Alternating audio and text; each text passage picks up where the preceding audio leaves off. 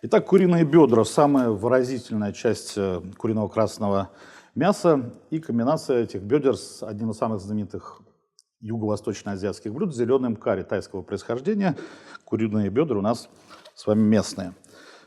Прежде всего их нужно извлечь из упаковки. Разогреть сковородку, которая у вас есть, глубокий сотейник, вок или еще любую другую подходящую емкость, небольшое количество растительного масла и обжарить на нем мясо.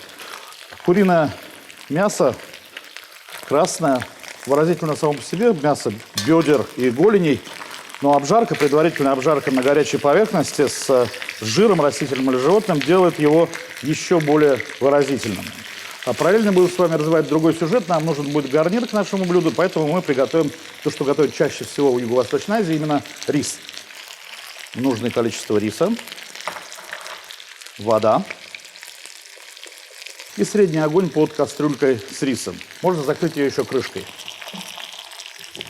После того, как курица забронзовеет, нужно залить ее куриным бульоном в том количестве, которое вы считаете нужно вам для соуса. Помните, что у вас достаточно много может быть риса. Соус – это самое вкусное, что получается в этом блюде в результате взаимодействия куриных бедер с прочими ингредиентами. Поэтому не жалейте заварки, в нашем случае бульона. Соус всегда можно есть с простым пресным постным рисом.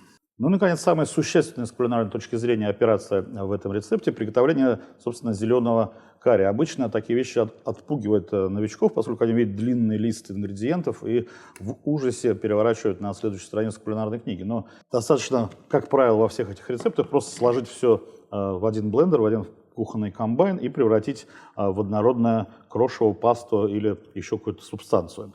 Зеленый острый перец. Теплая острота имбиря, сладкая острота лука,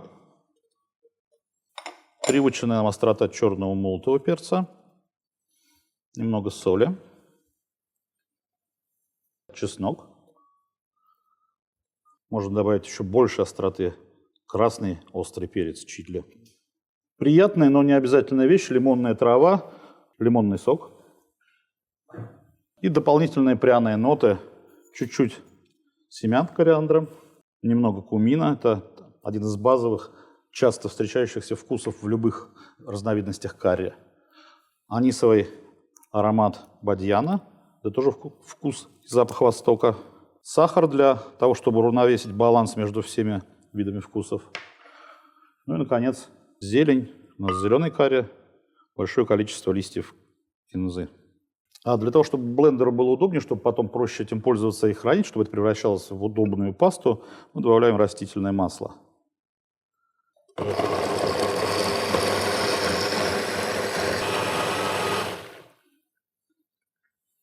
Так, паста готова. Теперь можно заняться дальнейшим. Это кокосовое молоко. Острый карри довольно жгучий, и кокосовое молоко – способ сгладить эту жгучесть, ну и заодно также добавить ноток азиатской стрипни блюда. Соевый соус. Последнее, что нужно сделать, это добавить, собственно, нашу пасту, зеленую пасту карри ко всем прочим собравшимся в сковородке вок продуктам. Дать несколько минут провариться и снять с огня. Напоследок можно еще посыпать содержимое кастрюли или потом тарелки свежими листьями кинзы. Вы можете менять пропорции острого, кислого, сладкого и соленого в составе пасты. Можете использовать вместо кокосового молока обычные сливки. Это абсолютно на ваше усмотрение. Не забывайте только положить в вашу сковородку курицу. Дерзайте.